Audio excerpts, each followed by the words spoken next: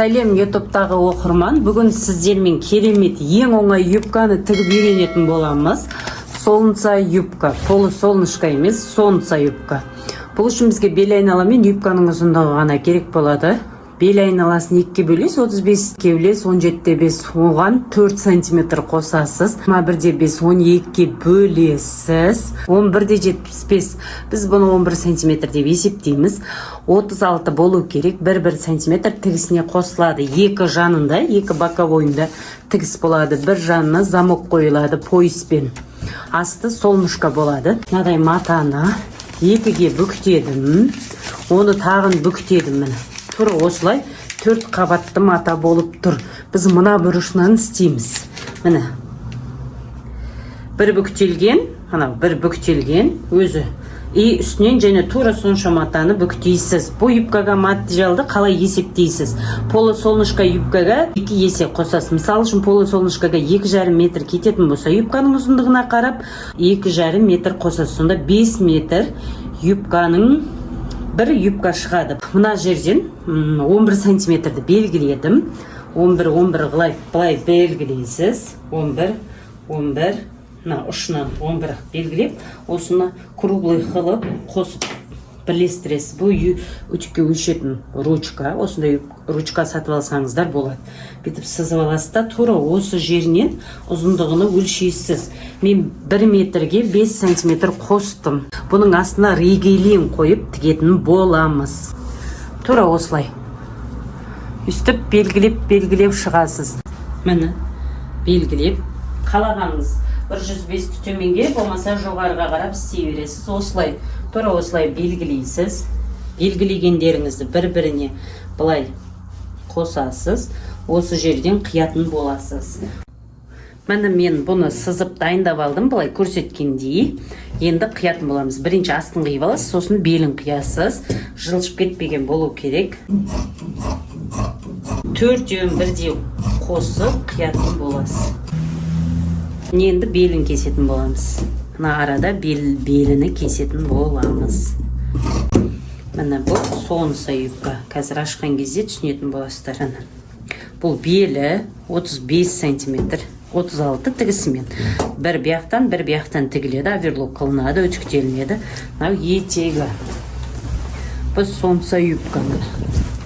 Бұлай қан кезіңізде бұлай бетіп түзу тұрады. Солнышко юбка осылай болады. Полусолнышканы тура осылай, только мынаусын 2-ге бүктейсіз де, біреуін ғана бір қабат бүктейсіз де, осының мына арасын есептейсіз. Уже ол кезде белін 2-ге бөліп, оған 4 сантиметр қосып, мына араға шығарып аласыз. Былай қылып белгіледік қой, біз былай тұрған кезде 21-де 5-ті белгілейсіз де, былай. Тура осылай сызып аласыз. Мына айнала 35 шығу керек. Бетіп ашқан кезіңізде 70 болу керек. Сол кезде полусолнышко болады. Полусолнышко да солай. Дегенде доп-домалақ белін алып тастаған есеп боламыз. Оверлок қылып, разъютюшкада тіксеңіз де болады. Егер бірлестіріп тігіп, бірге оверлок жасасаңыз да болады. Бір бетіне ғана 19 сантиметр қалдырасыз. Арғы бір бетін полный тігес, бір бетіне 19 сантиметр қалдырасыз. Без разница, потому что бұл екі жағы бірдей. На жерге 1,5 сантиметр ақ дублерин жабыстырып, үтіктеп аласыз. Оверлок қылғардан алдын.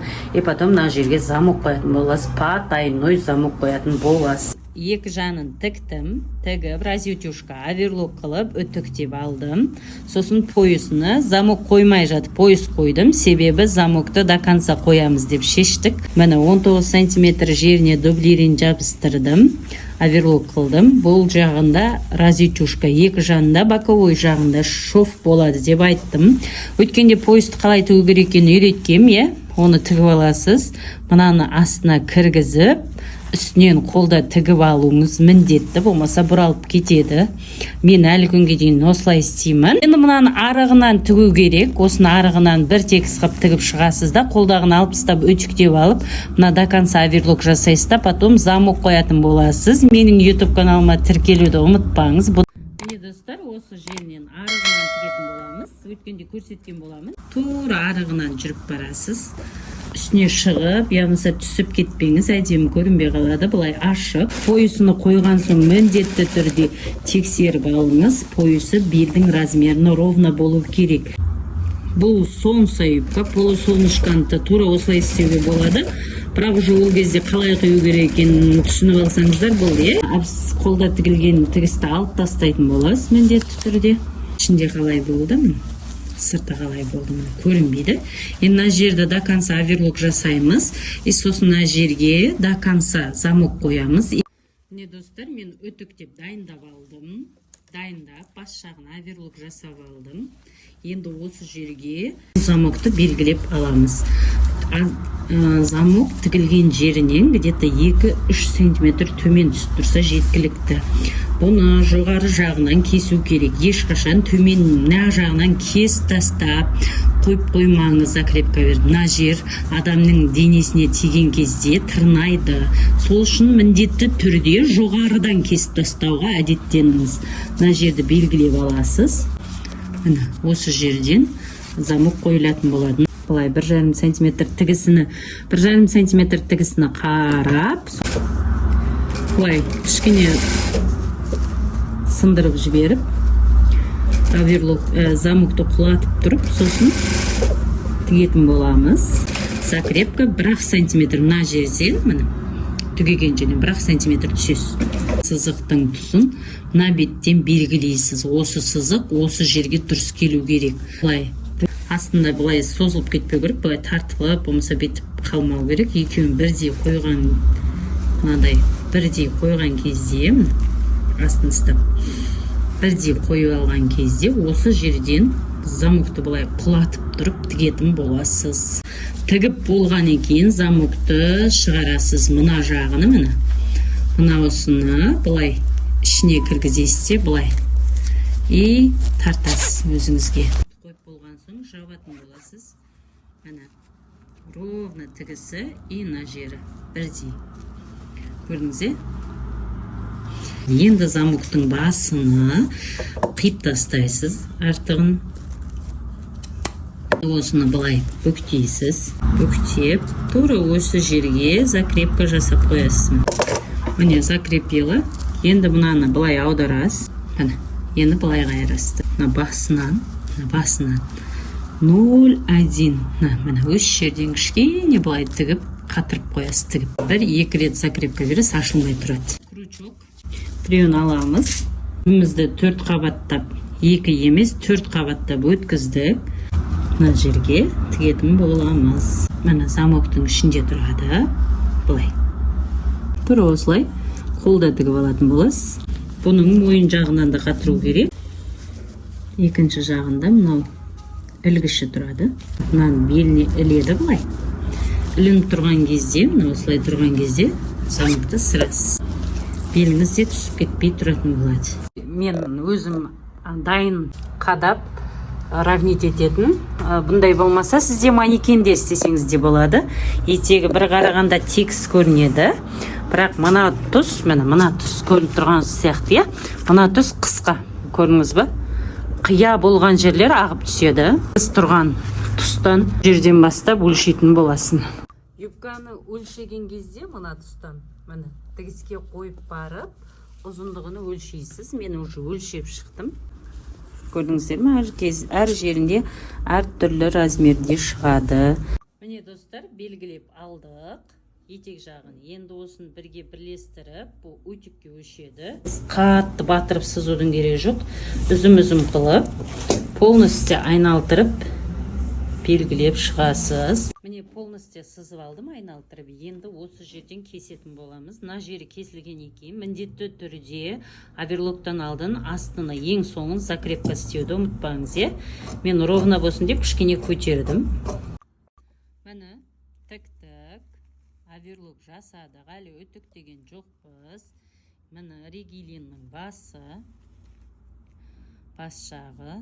Міне жағынан кішкене қалдырып, міне жағынан тігесіз. Келгеннен кейін екеуін қалай бір-бірін жалғап, сосын давам ететінін көрсететін болам.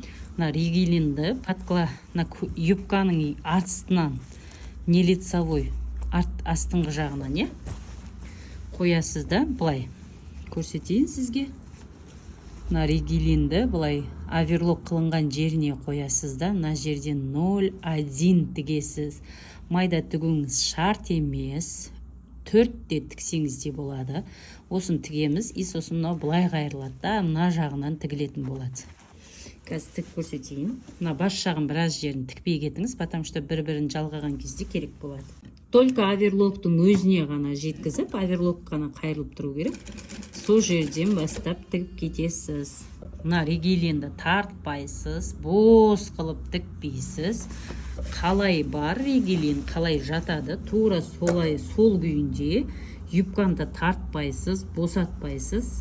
Қалай бар, тура сол күйінде қойып, оверлокты көміп тұру керек. Түсіп көп қайырып тастамаңыз, оверлоктың өзі ғана болу керек. Сіз менің YouTube каналыма подписка жасамаған болсаңыз, подписка жасап, колокольчикті басуды ұмытпаңыз. Ең бірінші салынған видео сізге барып тұратын болады. Азғандай ғана қалды. Мына жағы алдыңыз, осы жерден шамал өтіп тұру керек. Өлшеп, артығын кесеміз. Сосын жақын алып барамыз. Тігіп, жақындап келген соң, мына екеуін бірлестіріп қоясыз да. Общий пластир деген материалды. Көріп тұрғаныздай материал. Бұны аласыз да, мына жерге бірлестіріп қойып, кішкене шамал жоғары көтеріп, айқасып өтетіндей бір-біріне жабыстырасыз. Бір-бірінен шығып кетпесіне, цветка бірдей болып тұрсын. Сосын шамалы өткізіп, кесіп, арт жағына қайып қойсын. Ішкері жағына. Енді ішкері жағындағысын тоже, астындағысын тоже осылай неңізді, пластиріңізді өткізіп аласыз да, жабыстыртасыз. Бұл ішкереде қалып кетеді, материал тітпейді, бұнау сырт жағында қалады.